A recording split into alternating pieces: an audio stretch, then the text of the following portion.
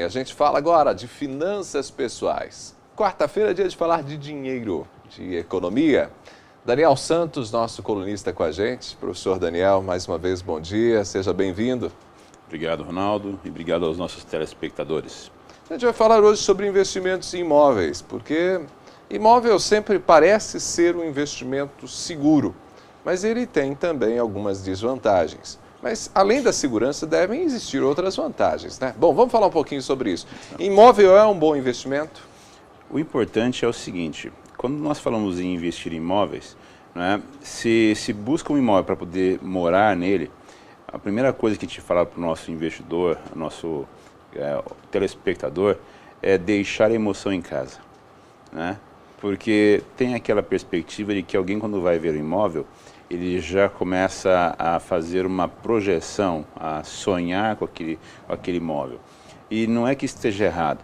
A grande questão, o grande problema aí é quando esta imaginação fértil vem a impedir ou limitar a capacidade das pessoas de enxergar os defeitos que o imóvel possa ter, as desvantagens que ele possa ter. Então, uma sugestão para as pessoas que procuram um imóvel a ser comprado é de levar consigo alguém que não vai morar no imóvel, alguém que seja amigo, um parente, um bom conhecido, né? Mas que não vai ter o usufruto do imóvel de estar dentro dele. Então vai manter a criticidade no seu pico. Pode até combinar isso em casa antes. Então, ó, vamos lá ver esse imóvel, mas por favor, todo defeito que você vê, você me fala, né? E qualquer questionamento que tiver, você me diz, porque isso serve como meio de alertar, né? Então deixar a emoção em casa é importante. Se for uma pessoa muito jovem, nós temos muitas pessoas jovens em Maringá, em região, que estão já avançando rapidamente na sua carreira profissional e conseguem comprar imóveis. Então leve alguém mais velho, porque a experiência de percepção sobre aquilo que vai investir é mais importante, né? Se levar alguém mais novo, já vai pensar no que vai fazer no imóvel com relação às festas e onde vai colocar o videogame, né? Mas se levar alguém mais velho, ele vai ter a perspectiva já um pouco diferente de enxergar o imóvel, né, com relação a investimento realmente. E como você disse, imóvel ele tem a perspectiva, não está errado, de que tem risco menor. Porém, o risco é existente ainda, Ronaldo. Pois é. Você trata dessa questão de ter alguém, né, para enxergar o imóvel em seu contexto. Isso, de fato, é muito importante, né? Você pontuava sobre essa questão da reforma, e eu já vivenciei isso muito de perto com pessoas próximas. Às vezes a pessoa está comprando um imóvel num bairro um pouco mais simples, por exemplo, né, um bairro que tem menos investimentos imobiliários de grande porte, e a pessoa vai ali para aquele imóvel, já pensa em aumentar, em fazer isso, aquilo, e às vezes é um investimento que vai tornar o imóvel incompatível com o valor de mercado dos demais imóveis próximos que estão ao seu entorno. Isso é jogar dinheiro fora. Perfeitamente. É interessante que nos Estados Unidos existe uma expressão que se fala de quando se investe em imóveis, é para você comprar a pior casa da rua. Isso é muito legal. Porque dá a perspectiva seguinte, que se eu quero investir e eu compro a pior casa da rua, qualquer investimento que eu faço nela, ela alavanca muito mais do que eu investir.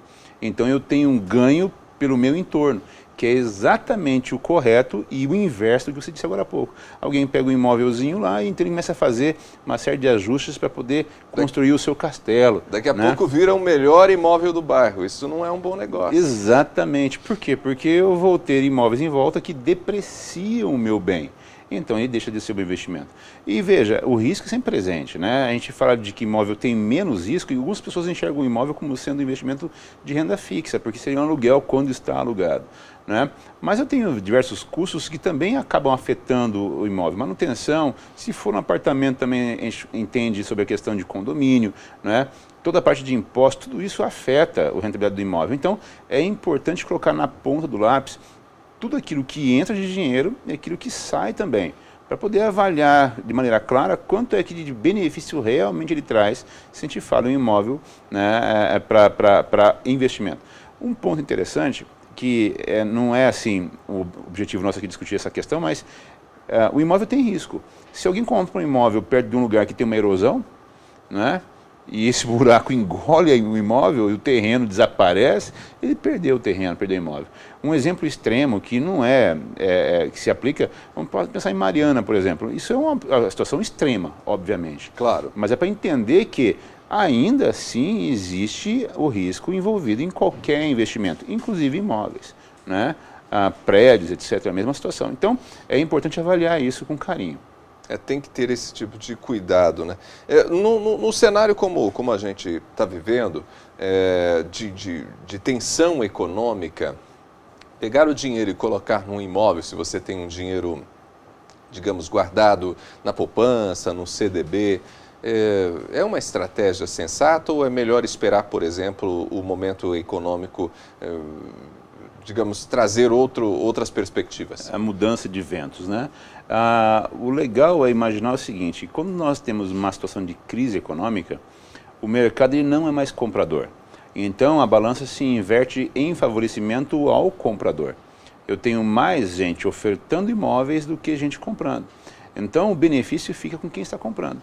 Se ele tem a capacidade de comprar um imóvel e os valores dos bens continuam altos, segura um pouco mais, porque é natural que os preços caiam um pouco, né? Pode ser que não caia 30%. Eu tenho pessoas que a gente conversa sobre imóveis e fala assim, não, mas está muito caro ainda imóvel, abaixou só 5%. 5% é muito, né? É muito, é bastante, porque imagine se um imóvel que vale R$500 mil e alguém tirou R$25 mil desse imóvel. É um bom dinheiro, não é? Por quê? Porque é importante levar em consideração não o valor só em si, mas também, não é, a questão de bem, o valor do bem no mercado, e não só o desconto está sendo obtido, mas quanto é que esse bem realmente vale no mercado. Então, quando eu tenho um mercado, uma situação econômica como o Brasil hoje, que começa a dar sinais de estabilização para uma recuperação no próximo ano, né? A gente fala de que ano que vem nós vamos ter um PIB um pouco mais alto, né? Nós vamos ter inflação um pouco mais baixa, e nós vamos ter taxa de juros um pouco mais baixa. Todos esses sinais indicam que o mercado de imóveis vai reaquecer. Então, ao reaquecer, os preços voltam à normalidade. Isso, então, implica que se alguém tem interesse em comprar um imóvel e tem um recurso disponível, deveria avaliar agora com carinho e procurar qual seria a opção dele mais interessante para poder colocar o seu dinheiro. É uma opção? Com certeza, né? Porque nessa condição ele consegue ganhar alguma coisa. Se nós falamos em 5%, por exemplo, né? 5%, já disse semana passada, são 10 meses de poupança, né?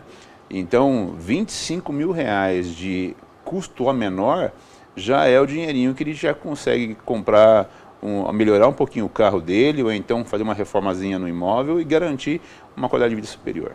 Bom, eu acho que um aspecto importante pensando quem vai comprar é o papel ali do corretor.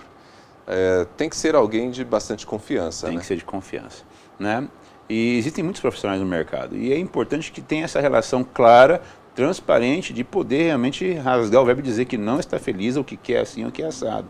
Porque se não fizer isso com clareza, você vai correr o risco de estar tendo que aceitar, não que tem que aceitar, mas tendo que ver muitos imóveis que não são o perfil que você deseja e por preço que você também não quer.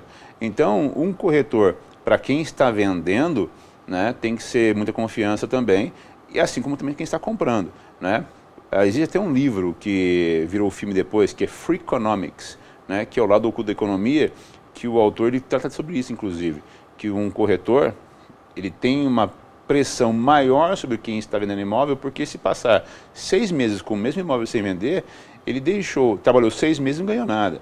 E se você abaixa o preço do imóvel em 5%, a comissão do vendedor, né, do corretor, ela é proporcional à venda, mas ela perde muito pouco em relação a quem está vendendo. Então, é importante ter essa dimensão muito clara de quanto é que eu posso vender no mercado e qual a minha relação com o nosso corretor para poder fazer uma boa operação de venda e de compra, dependendo de qual lado você está. Bom, todos esses aspectos são fundamentais, né, para que alguém que vai investir em imóveis tenha uma boa noção do que vai fazer. Precisa ser chato, né? A gente brinca, tem que ser chato, né? Porque se você não for chato, você vai deixar de ver documentos, vai deixar de ver certidões, vai deixar de ver todas as situações que envolvem o imóvel e vamos pensar, compra imóvel você não vai vendê-lo amanhã, né? Então, precisa ter esse critério muito bem apurado, né? Daniel, muito obrigado mais uma vez, um bom dia para você. Bom dia, Ronaldo, e eu vou agora cumprir em casa a sua proposta na material anterior, viu? Vou deixar a geladeira vazia, descobri o seu segredo, né? Eu Geladeira descobri o seu vazia, segredo, geladeira amigo, tá vazia. pensando o Eu quê? vou fazer Aí isso. você não sofre a tentação. Prometo. Muito Obrigado, bom. Desculpa a Daniel. brincadeira, Ronaldo. Que isso. Excelente dia para o Daniel, excelente dia para você que acompanhou a gente em mais um Ponto com News. Bom dia, a gente se fala amanhã, quinta-feira, a partir das 7 horas. Até lá!